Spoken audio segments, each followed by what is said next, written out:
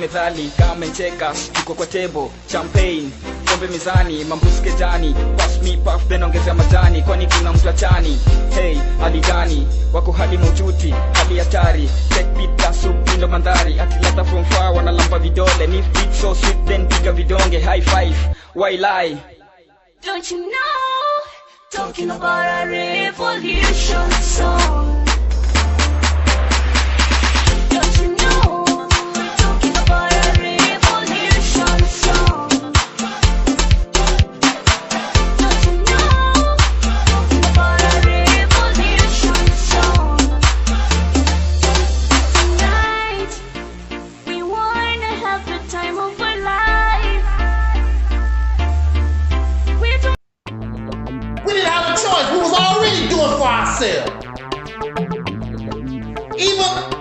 Even with all the oppression, we were accomplishing things far greater than the black and blacks have done.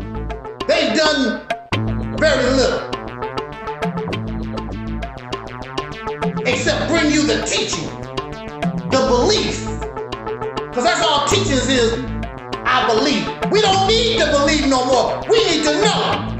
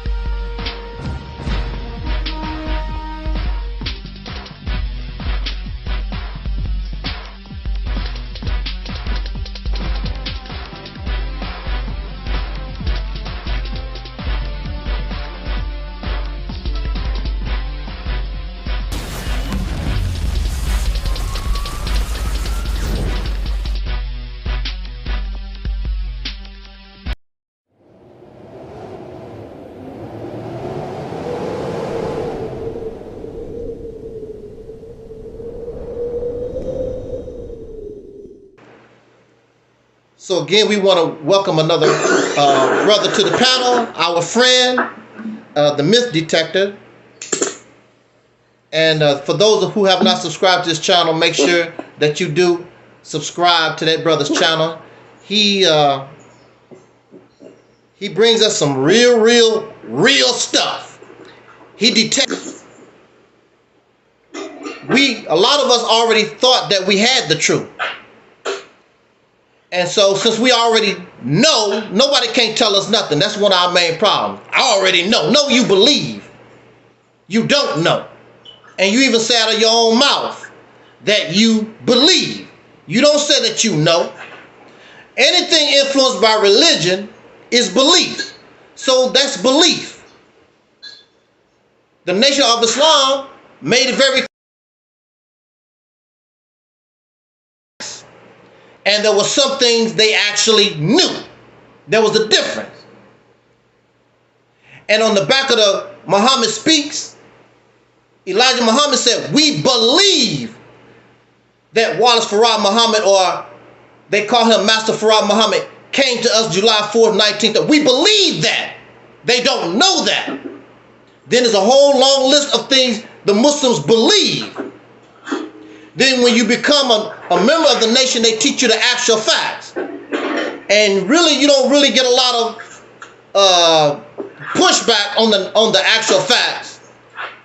It's the belief that you claim to be knowledge that's the problem. Truth hurts. That's why a lot of people don't go to the hospital. They don't go to the doctor because they don't want to know the truth. They don't want to hear I got cancer. They don't want to hear that. They don't want to hear that they have something wrong with them. That's why they don't go. That's why you don't want to take your car to the shop. You hear this knocking. Something is wrong with your car, but you don't want to take your car to the shop because it might be something that might cost you thousands of dollars. You rather just run the car to the ground and get stranded in the middle of the highway. We don't want and don't like the truth because it hurts. Especially if you thought that you already think that. And a lot of us don't want to know. We just caught up in emotion over something that sound good. Sound good did not get me out of my situation, sounding good. Because I sounded very, very good. And those who listened to me sounding good was laughing because they know damn well that's not going to get me out of my situation. It took real knowledge, not my belief. I had to have faith and belief in myself, but I had to find the proper knowledge in order to work my situation. I want to give a brief piggyback off what Brother Taalik just said. Now for me, if you want to move away from black folks, that's your business. I don't care. That's all I ever knew for years and years and years. I don't know nothing. I've always been around black people. Soul brothers and sisters. That's all I've ever known. I don't know about these mixed communities. I didn't know anything about these mixed communities and things of this nature. I don't know anything about that. So that's all I ever knew. But as I got older, I remember the first time I went to New York when I got older, and we visited my relatives there, and they had to put on all these locks when we go in and out the door. You got to lock up like you're in jail. They got all these locks, lock the windows all up. The door is actually made out of steel. I'm like, I wasn't used to nothing like that. I wasn't used to nothing like that. But that's how they live in the city. And they lived in New York in a mixed community. You have everybody there. A lot of us know how New York City is. It's a very, very mixed community. But that's how you have to live there. Lock your car, lock up your house, lock up your dog. You got it because folks will steal, folks will hurt you. That's how you do live. I don't know how they live. I don't know how people live that way. You got to be all locked up like that. I'm used to grow up in a community where we never locked the door. The door was always open, and you had a screen door to keep out the mosquitoes and the flies. That's how I was raised for years and years and years. I don't know nothing about locking everything up. But that's how a lot of us live, and we've been living that way all our lives. We never lived in a community where you didn't lock nothing up. When people come to your house and you wasn't there or nobody answered, they just went away. They didn't open the door and come in your house. Folks just did not do that. That's what I'm used to for years and years and years.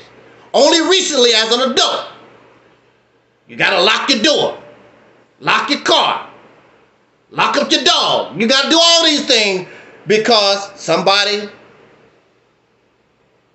they don't have that kind of respect for others.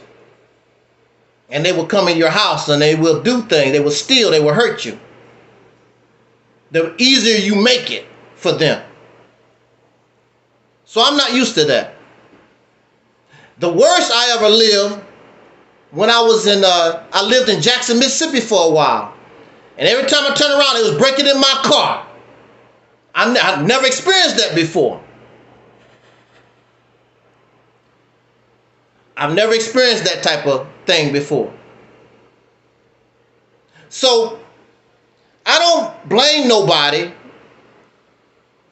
and I don't condemn nobody. Like I heard Dr. Umar Johnson talk about, told this man he don't have the right to move his family to a place where it's more peaceful or better, whatever. And you moving away from the black people and blah blah. Hell yeah, you should.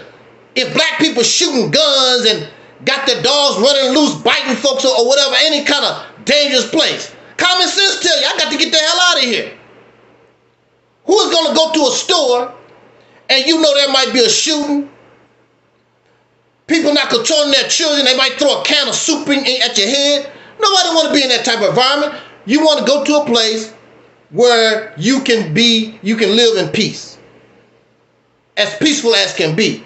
You don't want to go to a place that's known. You don't want to live there. Common sense. Even Caucasian people. If these Caucasian people are violent, meth heads and crazy, they're going to leave them. So how are we going to condemn somebody? The problem is not the neighborhood.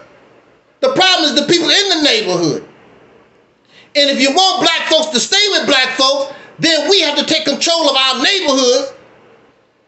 We have to take control of the places that we live and make them the way that we want them. If not, then they're going to disintegrate. And we don't have that power. We don't have that control. Matter of fact, we don't want that kind of control. Because on this platform, we talk about the Mississippi campaign, talk about taking control of a state. Oh, we going to get your ass together or you going to get out. Oh, ain't nobody going to force you out. You're not going to be able to deal with the rules. You're going to leave on your own. Because you ain't never been around righteous people before. Take your dope dealing drunk ass on somewhere. Go somewhere else where they will tolerate you. No, we don't want to put black folks in jail if we take control. But that's where your ass gonna be. In fact, transfer you to a state where it's more suitable for your behavior. Because we don't do that here. So of course people want to come here because it's peaceful. Anybody that want peace, I'm gonna go to there. They keep their place together. I want to go to I want to be able to live my life a little bit. You can't stop violence because the most peaceful person can become violent. That's not what. And see, that's another thing. You put that on the poor. Rich folks do drugs too. Why you think Diddy is in trouble? But a lot of them, they get out of their crimes because of their money, because of their status. That's why you don't see them all locked up. Like Justin, what's his name? Justin Timberlake, whatever his Lake or whatever his name is. He was caught drunk driving, got his charges down to a non-traffic offense. What? Are you serious? So that's the only difference. Hell, I'm watching movies on TV, real life stories, rich people. But they put all this like only poor people is doing this and that and that. I'm watching stories, wealthy teenagers don't have nothing else to do, so they said, let's go out and see how many people we can kill. I wonder how I feel to kill people. This is rich teenagers. And if they're not doing that, they doing these ecstasy and these other drugs a lot of us don't deal with, but they do, and the Mexicans know they do it because the Mexicans killing themselves to get these folks their drugs. So I don't blame nobody if they want to live. Now, personally, me, I would rather, just like the sister said, shout out to Sister Mary in the chat room, I would rather live around my own. It's natural to be around your own. And within the last few years, I haven't lived in the black community. I've lived like in a mixed type of community, and I had problems with white folks. You have problems with black people, but see, that's something, when people are foul, you're not gonna escape that. I'm in my house minding my own business, and trouble can come to you. I don't care how peaceful you are, how goody two-shoes you think you are. I'm living in the community, the trouble come to me. I didn't go out looking for no trouble. I'm in my house and they come to me in my house. The white folks messing with me. And when black folks get caught up, they don't want to talk about that. I was watching a video a few hours ago about this brother and sister. They moved to Montana. We got 76 acres. I wonder if the white folks won't bother us. Wow, okay, you want to get away from the black folks, you want to get away from the city or whatever. Now you're in Montana because you think it's supposed to be peaceful, but now you worried because it hasn't happened, but you worried about, I wonder what the white folks think, I wonder what they're going to do. A stressful life. We cannot run away from violence in America. It don't make no difference where you go. Wherever there's people at, there's a probability that you can get hurt. You cannot escape it. The celebrities don't escape it. Nobody escapes it. What was her name? Nancy Pelosi, a big shot lawmaker. Somebody was able to scale the fence or do whatever and shot her husband. Bill Cosby's son, murdered. May he rest in peace. Ennis Cosby. Will Smith pulled over by a racist police officer. We cannot escape these things. You might feel better. You have people, I don't know how they do it, but these folks stalk celebrities and they scale the fence, they end up in the house. What was his name? One of the Beatles. George Harrison, before he died. Somebody broke into his house. A Beatle. And what's his name? John Lennon was murdered on the street in New York. So these are things we cannot escape. You feel better when you move to a safe place.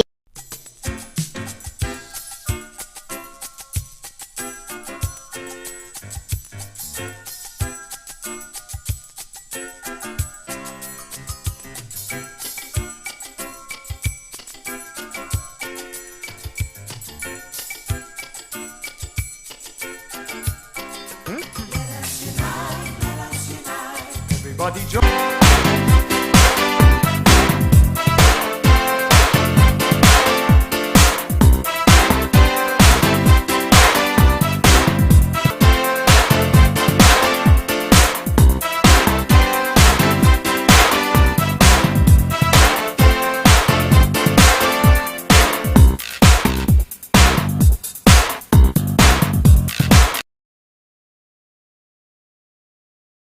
Good evening, soul brothers and sisters. This is Tangi Cox, the Black Sheep, and I am propositioning you to entertain just a little while of being in reality. And this is gonna hurt soul sisters and brothers because a lot of us cannot accept reality. I empower you to, for 1 year, to subscribe to the reality temple on earth. And at the end of 12 months, draw your conclusion of what have you learned in that amount of time. I empower you. You will never, ever, ever think, feel, or entertain nonsense ever again, period. I would like to see my soul sisters and brothers awaken. This requires time. You need to spend about a year watching, researching, and looking. The reality temple on earth is life-changing, and I stand on that.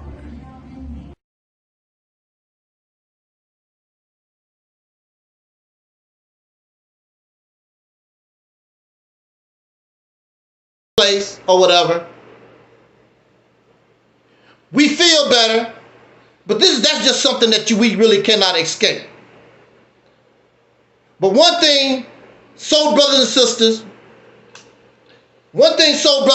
can do, which they don't want to do, I say take control of a state, and then you can put those things into motion so that it can be your safe haven and sanctuary. So you can be the example to show all these other suckers this is how civilized people are supposed to live.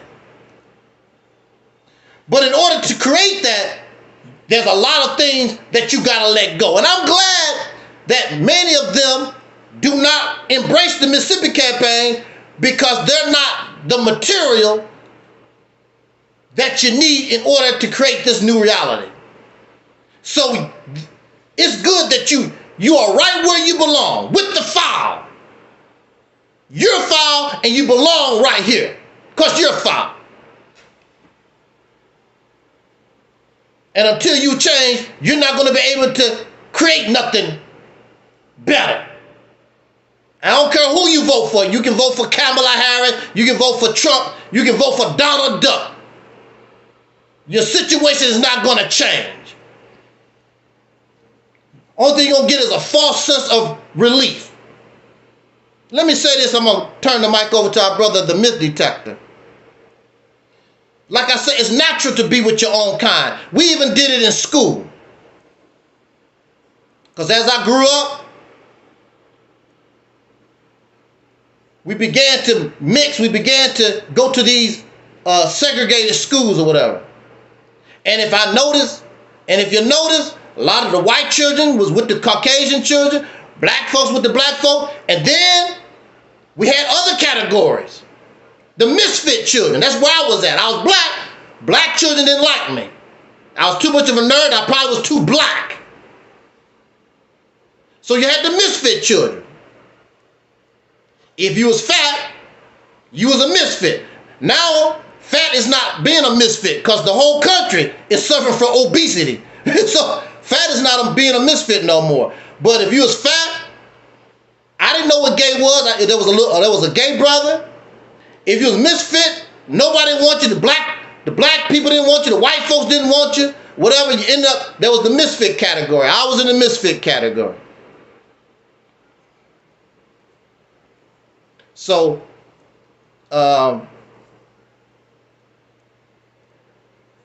that's where I stand. So I don't know nothing about. All thing I can say, if you want a better place, you cannot run and hide.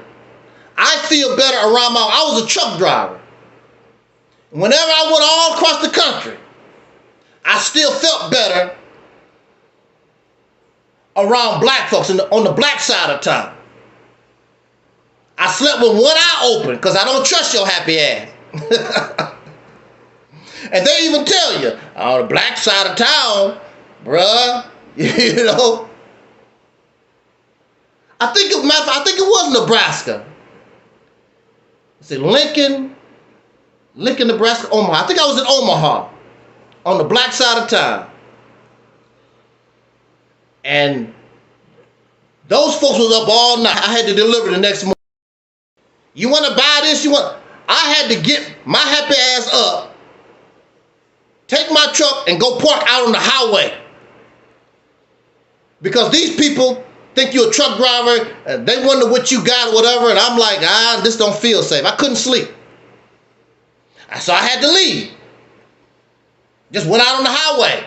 I take my chances with the wolves and the coyotes out on the side of the highway. But that's just life. That's just life. Now, like I told you, I was raised in the black community basically all my life.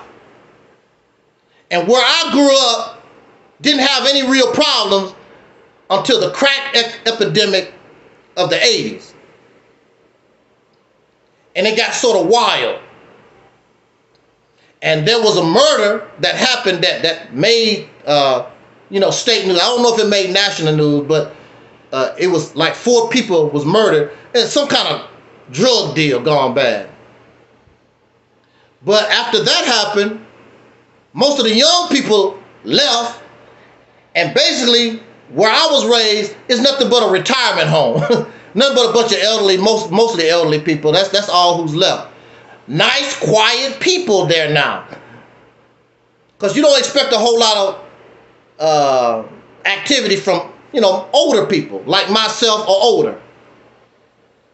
And I couldn't find an apartment. I was doing my best. I wanted to try to find an apartment there. I couldn't find no apartment. But it's a nice place. And there are many nice places like that. Stay away from the young folks. They're the ones that got the energy to do stupid stuff. And they are functional illiterates. They are the ones doing it. So wherever you go, if there's young folks like that, you in trouble anyway. Go live around the old people. And not to say that they don't cause trouble, because I done seen, there have been stories, old folks was getting down, shooting at each other. I'm like, that don't make no sense. I'm done. I saw a story, old folks throwing down, shooting at each other. I'm like, what the hell? You know it's over. But I want to say this. I want to talk to y'all about Dr. Umar. Give you an update on Dr. Umar. Dr. Umar has yet to reply to our request that he would accept monies to promote our Operation Exodus Mississippi proposal. But I'm not shocked. This is how, as long as we're giving him money to benefit him and praise him, no problem. No, I'm going to give you some money so that you praise us, so that you promote us. They don't want to do that. I don't need your money like that. But see, the thing about this also is, a lot of these brothers and sisters, so-called brothers and sisters, they don't even have the maturity. I have the text. So y'all know I don't lie about nothing, because I pull out the receipts. I am the receipt king. I have no reason to lie about nothing. When I first contact him, happy Pan-Africanism, whatever the crap he's talking about, then he sent this email how he want to get paid. But then when I talk about I request that you promote this proposal that we have here, he gone silent. The minimum you can do is say, at this time, I'm not really interested. I wish you the best in your endeavors. Habara Ghani, whatever that stuff. That's the proper, respectful thing to do. These the same people talk, I love black people, I love my black people. They the same one. I've sent many brothers and sisters emails. The minimum you can do is just say, I'm not interested. I hope that you are successful in your endeavors. That's the least you can do. These folks not respectful. These folks are out for themselves. If they think they're going to get something about it, the emails never stop. The phone calls never stop. When I got sick, people that didn't even know me, because you know my email and my phone number is public, I started getting emails and phone calls from people trying to sell me holistic medicine for my cancer diagnosis. But then I called them and asked them about the Mississippi campaign. The email stopped. The phone call stopped. Because I don't need your holistic medicine. And that was what? That was 4 years ago. Do I look like I need your holistic medicine? Because I told them, doctors, do it look like I need your chemotherapy and your radiation therapy? Do it look like I need it?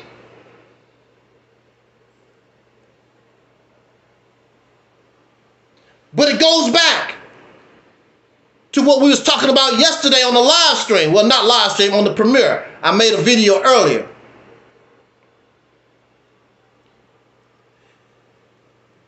It goes back to what Dr. Neely Fuller Jr. said. Since black people cannot get along, and not only black folks, anybody, when you see that you're not getting along, leave each other, go away, don't bother. On our platform, I've had many people come here pretending to be my brother. Now you know what I am. Some of these folks have known what I am, what I represent for years. But you're going to come here, and I guess I'm supposed to change my ways, and I'm supposed to accept your ideology or whatever, because I'm your brother. That don't change. I'm not going to change who I am in order so you can feel good about your belief, your ideology, because you don't like what I got to say about it. That's your personal problem. But you're going to come here and fake the funk like you like somebody, or you can be so. No, you can't do that. Because it's all about you. It's always about you. You don't give a damn about nobody else. It's about getting these folks on your slave plantation. That's what it's about. And the root of it is we're childish. That's the root of it. And I talked about a little about that on our broadcast yesterday. That's the root of it. See, I can confess. Just because you turn 18 don't mean you're an adult. It just means you're 18 years old. That's all. Just because you're 25 don't make you an adult. It just means that you're 25. Just because you're 70 don't make you an adult. It just means you're 70 years old. Because during my sojourn, even on this media, I've met many older people, silly. That's why they're not here. These people, so silly and childish, they cannot even come and have a decent conversation because they don't want their ideology, their beliefs, questioned and challenged. They're childish. So how are you going to follow people like that? Why would we follow people that cannot handle that, but they want you to follow them? Follow you for what? What are they going to lead you to? They cannot even handle their belief system, their ideology to be challenged. We ain't gonna follow them where? Do what? Because we're childish. I mean, look at it. Look at some of these situations. You can't get your way. Start pouting your mouth. Start having a temper tantrum. Ain't your snub 7 been in the crazy house? Ain't your snub 7 been in the crazy? That's one of the first things they say. Who told you Angel Snub 7 was in the crazy house? Angel Snub 7, right? So apparently that don't bother me. Because you wouldn't even know anything about it. That's the first thing they said. He crazy. Just like on the playground. He got the cooties. He got the cooties. Same mentality. These people 20, 30, 40, 50, 60, 70, whatever years old. You got the cooties. Oh, you crazy. Childish. Dr. Frances Cress Welsing, may she rest in peace. She talked about how immature and childish black people are.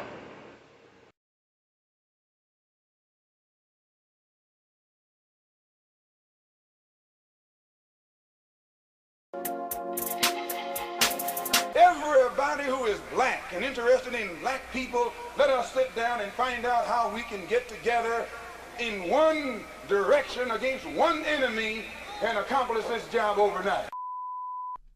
When soul singer and black activist Sam Cooke wrote the lyrics to his song, "A Change Is Gonna Come," it was very direct and to the point. With some changes to it, the song was still digestible. In the year 2019, black folks continue to go through the change rather than direct the change. A community activist named Taalik Ibn'rad has made an appeal similar to what Sam Cooke was asking for. A change. It's said that the meek shall inherit the earth. We ask when. When will the landlords give the meek a free lease? Mr. Ibn'rad is humbly asking for the state of Mississippi. This is Dusty Basement Studios, and we approve of this message.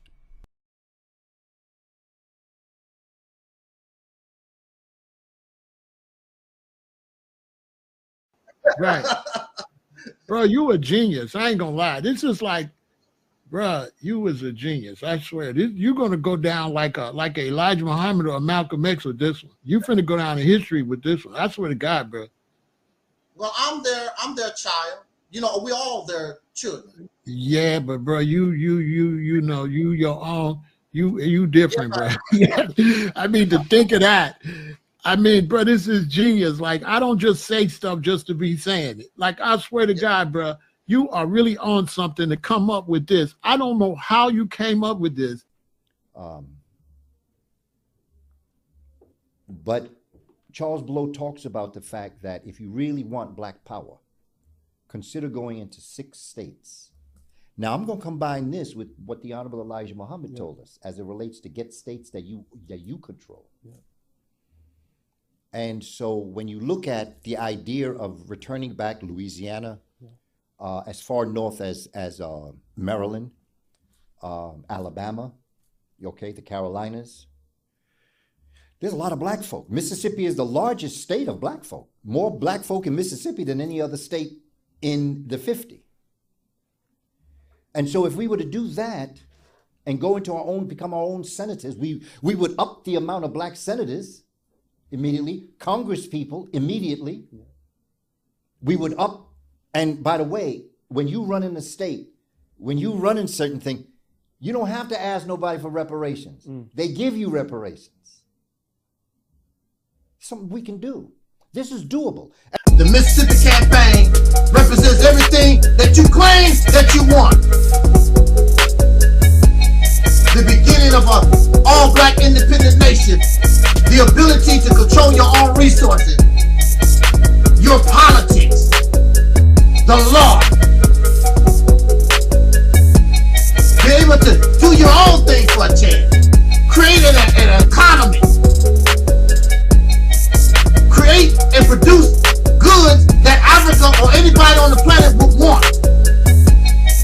like you don't want to do nothing.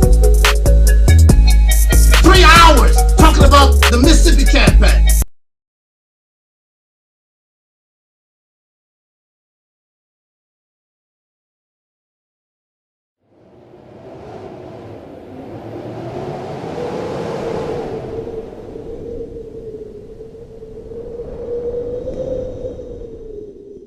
And there's a lot of people that like her, but they never quote her and talk about her saying that about us. We're childish, silly people. I know the Nation of Islam always call us childish and silly too, but they don't include themselves. Because that's why Malcolm is dead, because they were silly and childish. That's why Malcolm is dead. They don't never talk about themselves. A lot of folks call other people that, oh, you childish and you silly. They never include themselves. I'm probably the only one that's honest enough to come before you and say, I am a work in progress. Because I had to raise myself. I don't really have adults as an example.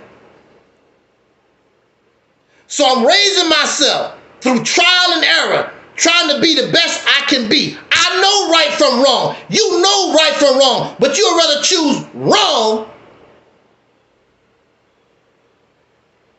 because you want to promote whatever it is that you know ain't right.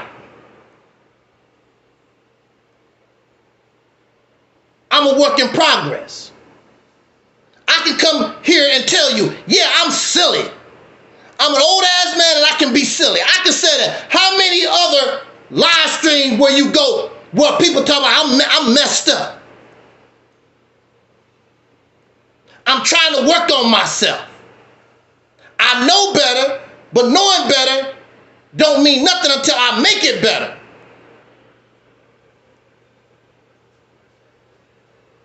There's nothing wrong with us to say, I made a mistake. And when you hurt somebody, see, when I hurt somebody, I'm not going to just tell you out of my mouth. I'm going to show you in my actions. Can I buy you something?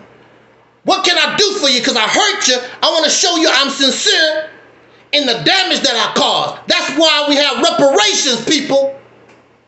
Because a nation reaches out to the people of whom they cause harm to and say, I know money don't solve everything, but I want to show you I'm sincere about the damage that I caused to you. That's what reparations is about.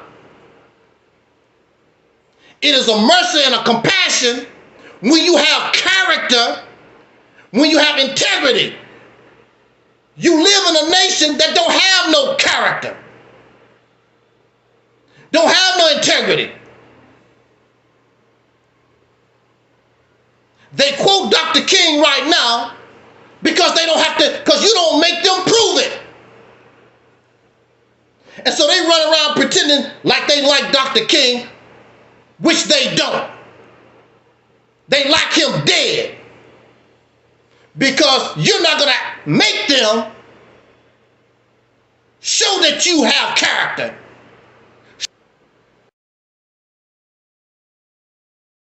For Kamala Harris, the new Negro savior, which is not going to give you nothing. You have to take life in your own hands. If you don't do that, you're done. And we've been done since they put a bullet in Dr. King's neck. This generation has done nothing to add to what the civil rights movement, the black revolutionary movement, however you want to call it, we have not added nothing. You should be embarrassed, but you're not. Crumb snatchers. LeBron James got a lot of money. He's a crumb snatcher. Have nothing. They made it possible. They opened the doors.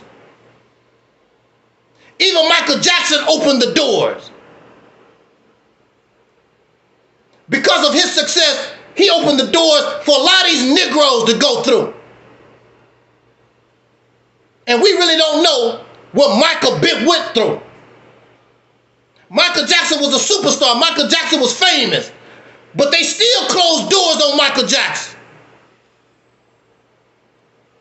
Still closed doors on him. Before Thriller, Michael was asking these folks, will you put me on the cover of your... Black people don't sell. I'm Michael Jackson. I've been singing since 1969. We got lots of hits. Yeah, well, you had lots of hits way back then. Sit your ass down. Michael had a lot of doors. He was a superstar. So what you think? So what do you think they think about you and me? This happens because we allow it to happen. The reason why I'm talking to you right now, because I did not allow them to break me. I did not allow them to put me and guide me where they wanted me to go. I said, to hell with you, I'd rather be dead. I'm not your slave. I couldn't live that way. I tried it. I tried to live their non-threatening way. Yes, sir. How you do? Oh, it was so sickening to me because I hate these people. So I'm going to try it their way. Good morning. Good morning. No, I hate these folks. How you doing today, sir? I mean, it was sickening to me. I mean, because I hate these people. They devils. What they was doing to me. They liars and deceivers. And I got to how you doing? This is what Jay-Z still do. I saw a picture of Jay-Z. He's a billionaire. Look, Jay-Z is a billionaire. He's still hanging out with all these old geezers that don't even know what the hell is a Jay-Z. So you know around them he got, how you doing, sir? And the language of these folks is getting drunk. What do you want to drink? You know, the certain, I don't know what these liquors is, but you know how they do. You meet them on a golf course and then y'all have a drink. Let's go to the bar and then get the little ice cubes and the Jay-Z still doing it. I saw a picture, I'm like, is Negro still a slave? I'd rather not have one dime in my pocket. I'm not bound down to these suckers like that. And I'm not bound down to no Negro like Umar Johnson or Farrakhan or Taalik or Sonetta or Morse World Tahaka, whatever his damn Haka. I'm not bound down to none of that stuff. Because I'm free. I'd rather be dead. If the Nation of Islam came into power, I might as well commit suicide. If Tahaka Bay, Moors, if these Negroes came into power, you might as well put a bullet in your brain. You think it's going to be better. Look how they treat you now. They call us all out our name. You a Sambo and you a Negro. You write them an email, they don't write you back. You try to call them, they don't return your phone call. Look how they treat you. So what you think they're going to happen to you? You gave them some power. Here I am, a little guy. And even shout out to Sister Tangi and her family. Sister Tangi would tell you,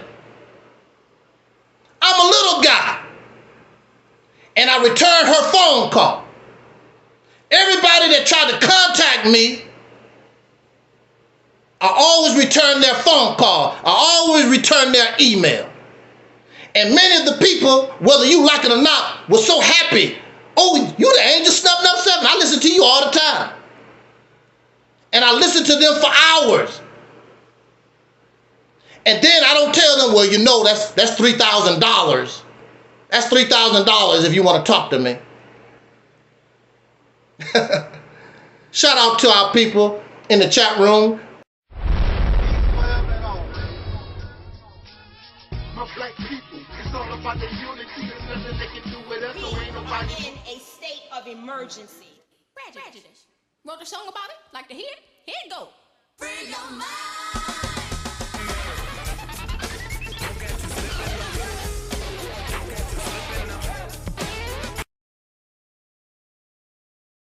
keep it real. What, dear? Cause I keeps it real like that. I keeps it real.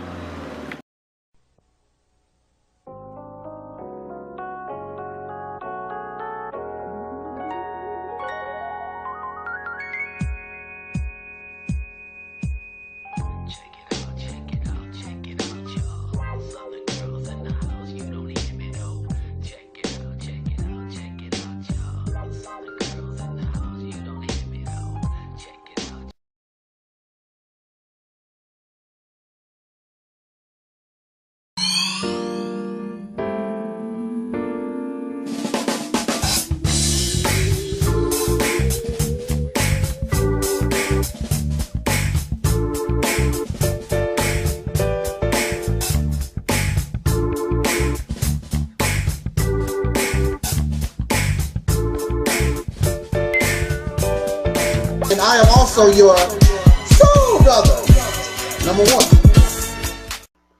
And that is Brother Taalik from the Reality Temples on Earth channel. And if you get a chance to subscribe, please do subscribe to his channel. He's a good brother. You know, he's doing good work, and he wants to do good constructive things. He has good information to provide. So please do check out his channel if you get a chance. I trust that feeling. Does anybody have any questions of me before I get out of here? Let's see what you guys are saying. What's up, Soul Sister Rona? Hey, Taalik. I'm the brother that did Mike Jackson in Tunica, Mississippi. Hey, now. Hello to Terry. Respect. Bless up. Bless up. Bless up. My black people, it's all about the unity. There's nothing they can do with us, so ain't nobody moving me. Like that the king, we make it plain and simple. Bringing knowledge and fire at reality's temple.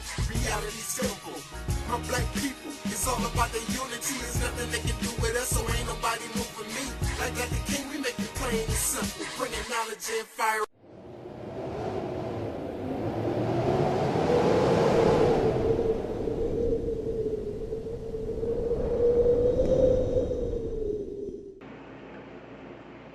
Your topic was, can black folks live and work around each other, or should we? Why should we live and work around each other?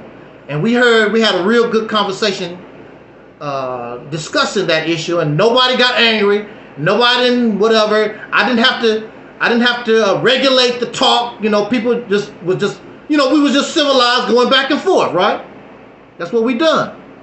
That shouldn't even be necessary. We call this the savages. I'm going to say that it is possible that we can live and work around each other. And I'm going to give this example, and I'm going to tell you why. In the 1980s, and I'm pretty sure you heard of it, many of us heard, they don't talk about it, but the Nation of Islam, I was still a member. I think it was 1986 or 89. I think it was 1989. Because Public Enemy had just came out, I believe. It was 88, 89, something like that. Public Enemy had just came out, and people was just getting to know Public Enemy. There was something called the Dope Busters. Do you remember that? Yeah. There was something called the Dope Busters, and the Muslims, we went into because I was part of it. We went into it was the Cabrini Green Housing Project was still up, I believe, in Chicago. We went to places, I think it was in New York. Yeah. And we went to high crime area in the St. Louis area. The FOI, we went there, talked to the residents, talked to the people that lived in the area. We offered no money. We offered no reward. The brothers just came in, and we just basically did sort of security. And we did security on some of these buildings. We did a little security in the neighborhoods. Talked to the drug dealers, the brother that was doing the drugs, and the different gangs. And the Dope Buster program was a success. The Dope Busters program was a success, and even the government, the brothers that kicked it off, the government was funding it, started funding So the brothers, it would actually be a job for brothers. You could actually hire brothers. The brothers, the FOI did not have no guns. We did not have no knives. Went into these places, and Minister Farrakhan started getting some of the credit, if not all the credit. Look what the Nation of Islam doing. It wasn't the Nation of Islam, it was these successful. And they were able to get government money to fund it. Then Farrakhan started talking, and then Farrakhan got this reputation of, you know, talking about Jews and, you know, all that crap they always say. And then the government took the funding away because they didn't want to be affiliated, of course, with the anti-Semitic guy, blah blah blah. Okay. I don't know why Farrakhan had to start running his mouth. Okay. Now the Nation of Islam is bringing in money. Nation of Islam is bringing enough money where we could have kept that going, paid those brothers, and kept that going and spread that out among the communities. Farrakhan could have actually got the donation and got the brothers and sisters to keep that program going. He decided to do nothing. And little by little, it fell apart. The point I want to make is the men stood up and decided to do something about the problem. They didn't have to use no guns. They didn't have to use no knives. They didn't pay nobody nothing. In fact, they made jobs for themselves because they wasn't getting paid at first. But they made jobs for themselves. And the community applauded the dope busters. A brother wrote a book on the dope busters. I'm going to see if I can get it. But Farrakhan, the Nation of Islam, got enough donations and had enough pull, could have kept that going. But they let it fall apart. Something that great. So now here we are in 2024, a problem that really was solved in the 80s now is worse in 2024. Because the men stood up. And we didn't offer our religion either. We didn't go in there, you know you need to be a Muslim. You need to stop drinking, don't eat no pork. No, the brothers, we got to be nice to each other. You know, show brothers what civilized people do. That's all we done. And that's all need to be done now. But no, the only thing you want to do, I work 40 hours a week. I want to go home and drink a beer and watch LeBron James, a millionaire, bounce a damn basketball. That's what you want to do. Where are the men? Because crime, I mean, that really was the close out there. You know what I'm saying? Yes, sir. Because I mean, man, that is what the dope busters was trying to get rid of. You know.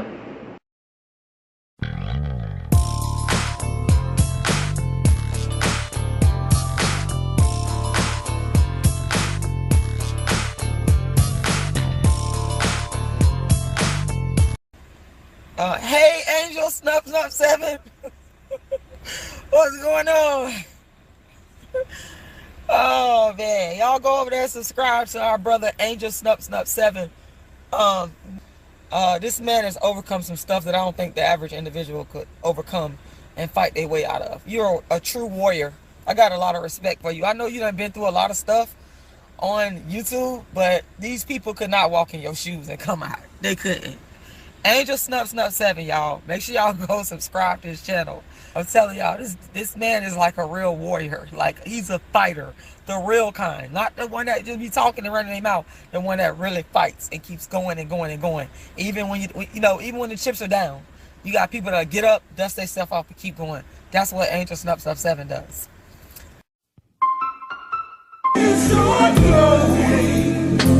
Just keep it going. You got 8 billion people on the planet, right? All of them is taking a dump. Where's all that doo-doo going? You got 8 people taking a dump, and they say, brother Khalil, they say you're supposed to take a dump, what, 3 times a day, 2 times a day? Where's all that doo-doo going? Right. We don't think about that. Where's it going? Only thing we know is we take a dump, we take out the trash. We don't care where the trash is going. We don't care where the doo-doo going. We got to take a leak. Where's all that urine? Where's all that urine and feces? Where's this stuff going to? Mm-hmm. And then the electrical garbage. We know a lot of plastic is in the ocean. They catching fish, and plastic is actually in the flesh of the fish. My brother Angel Snub 7 at the Realities Temple. And to give props to him, because I listened to all of Angel Snub 7's videos, I think that he comes from a different angle. And there's a powerful message in a lot of the videos that he put out, and I try to catch all of them. I look at him as a free thinker and a person that's willing to challenge those of which he don't agree with or which he may think differently from, and I really respect him for that. He's challenged KNBS, and he has also challenged the Black supremacy movement as well. And I have nothing against that, because that which cannot be challenged cannot stand and will not stand and will not survive the test of time. How many challenges we can withstand will determine how long we will be able to stand. Self, and you don't realize it. You don't realize it, that God has been imprisoned. The devil was able to imprison God. So right inside your own self, your God self has been imprisoned, and you have a false sense of self running rampant inside the temple. This is why, you understand what I'm saying?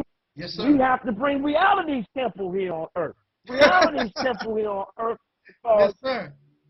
We have to realize the enemy is running rampant inside this temple.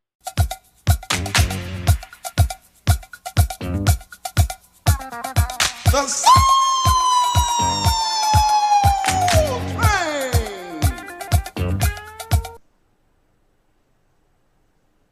I'm here to tell you that Sean B. Diddy Combs ain't done a damn thing wrong. Sean Diddy Combs is following the excerpts, the auscultations, the revelations, the palpitations of this Bible. Sean Diddy Combs is pure and holy and righteous. He's our friend. I'm going to show you by the book of the Lord, dear. There's no law above God. There's no book beyond this book here. All these false allegations against our... Hope you'll climb aboard next week on these same stations, and you can bet your last money it's all gonna be a stone gas, honey. Always in parting, we're gonna wish you love, peace, and soul.